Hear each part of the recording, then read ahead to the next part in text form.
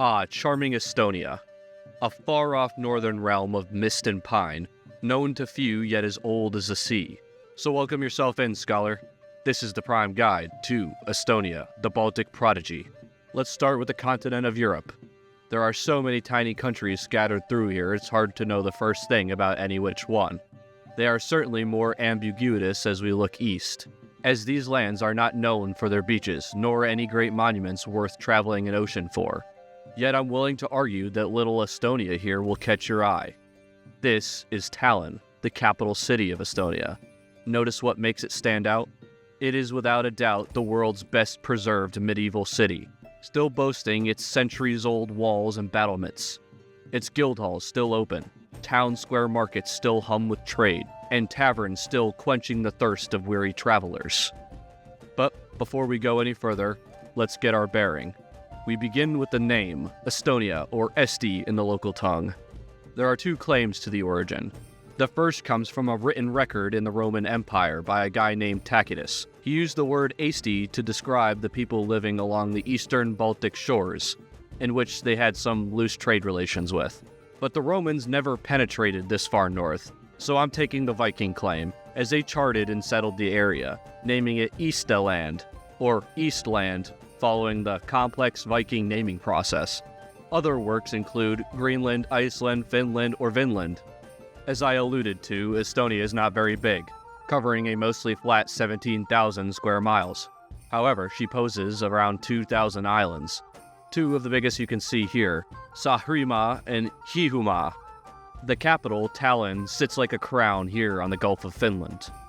Now on to the flag. It is one of my personal favorites out of the basic tricolored flags. Look closely. What do you see? A dark winter's forest in the early hours. The symbolism has twofold. The blue represents the sky above, the lakes, and the Baltic Sea that surrounds the nation. The black stands for the forests that blanket the land, but it also carries a heavier meaning, symbolizing Estonia's long and difficult past, having endured over 700 years of foreign rule. And the white representing snow that covers the country through its long winter months. But it is also a reflection of Estonia's pursuit of virtue and hoping for a brighter future. Now that you've gotten the basics down, let's get back onto those cobblestone streets and explore the whimsical sights of Estonia. As mentioned, the crown site of this country is clearly the Tallinn Old Town, practically an untouched medieval town. That's partly because Estonia spent consecutive centuries under one empire or another, and none of its rulers were too eager to modernize it. There is no better example than Tallinn Old Town getting plumbing installed around the same time bidets were getting popular. Probably pretty miserable for the inhabitants back then, but it's a blessing for us today, because these are the same cobblestone streets once walked by the Teutonic Knights in the 13th century. The light still winds through the same rows of colorful houses, guarded still by thick walls and watchtowers. Some of my favorite spots include the Great Guild Halls, home to the same ancient coins and medieval weapons of merchants and warriors long past. Then there's a town hall pharmacy, the oldest continuous running pharmacy in the world, dating all the way back to 1422. They got all sorts of witches' brews and snake oil concoctions. And if you climb up to Tupa Hill, the view is stunning. Endless red rooftops stretching towards the ocean. And of course, the Nazgul statues, which I think are meant to represent the Black Death or something. Headed down south, my second favorite is the town of Viljandi. Although not breaking the top 3 biggest cities, I like it because it's Estonia's whimsical capital.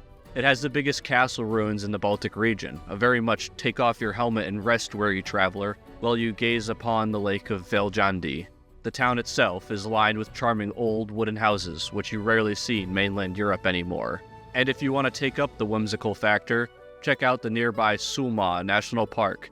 In essence, it's a giant bog, famous for its 5th season. I'm not pronouncing that, by the way. In the spring, the snowmelt causes the land to rapidly flood, turning the land into these shimmering waterways. It is surreal to see in person, as you feel transported into a reflection of a mirror-like world. But it's a bit eerie, too, as the bog absorbs all sound.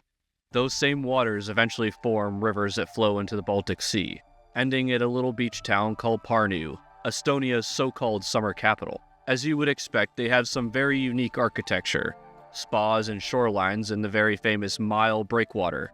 Located in the complete opposite direction, right on the Russian border, stands the city of Narva, For centuries, this has been one of Europe's most strategic border towns. What began as a distant trading post of the Swedish Empire eventually became the front line, a staring contest of east and west. Across the narrow Narva River, two 13th century fortresses face each other, one Estonian, one Russian. Their stone walls having watched centuries of conflict, yet they still stand silently, eye to eye, waiting for the other to blink first. Today, that border town is a visual representation of the tensions between the free world and the other. On the Estonian bank, flags waving proudly from the ramparts. On the Russian side, they've set up projectors to beam slogans and totally accurate statements across the river.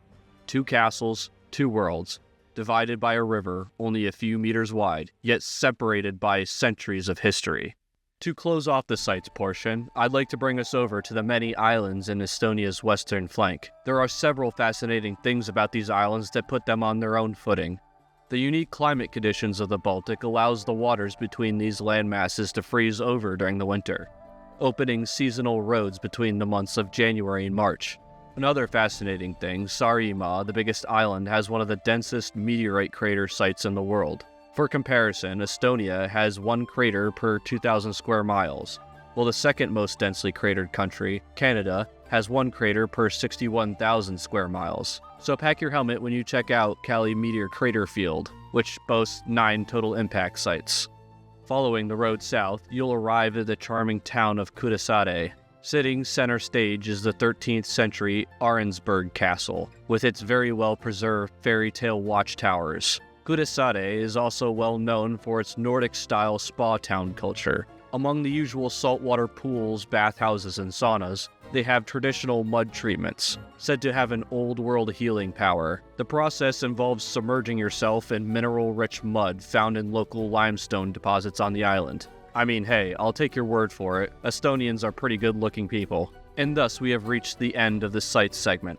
Honestly, for such a small country, it packs a huge punch. There's way more stuff I had to cut out, including the second biggest city, Tartu, and the Pepsi Lake. But these are, in my view, the best places to truly capture the spirit of the country. Now let's shift from the land itself to the people who call it home, the Estonians. Taking a look at the demographic wheel, we can see that ethnic Estonians make up about 69% of the country, followed by the largest minority, the Russians, at 25%, mostly concentrated around the city of Narva. Then we got about 2% Ukrainian, 1% Belarusian, and a couple of Finns that snuck in trying to escape alcohol prices. Now moving on to language. The official language is, as you probably guessed, Estonian, but what you wouldn't guess is it's not really native to Europe, what we call an Indo-European ancestor. It's an Uralic language, meaning it's thought to have come from way out here in the middle of Russia near these mountains. Well, it's our best guess, not certain. But what we do know is that Finnish and Estonians share a common origin, as the two languages have a high degree of lexiconal similarities, meaning their vocabulary and grammar are closely related. However, thousands of years of separation can do strange things to a language. Words drift, meanings shift, and you end up with what linguists call false friends. These are words that look and sound alike in related languages, but now have a completely different meaning. Here's what that would look like if English went through a similar evolution. Quickly, arrest the criminal before the building collapses. Please cuddle the mayor before the breakfast explodes. It makes me incredibly sad that we don't have something similar. I'd love to vacation in a country that just roulettes words in the English dictionary. But alas, we will move on to some tradition. You know, when I think about modern Estonian culture, I see they have taken on the best qualities of their neighbors, minus the extra baggage.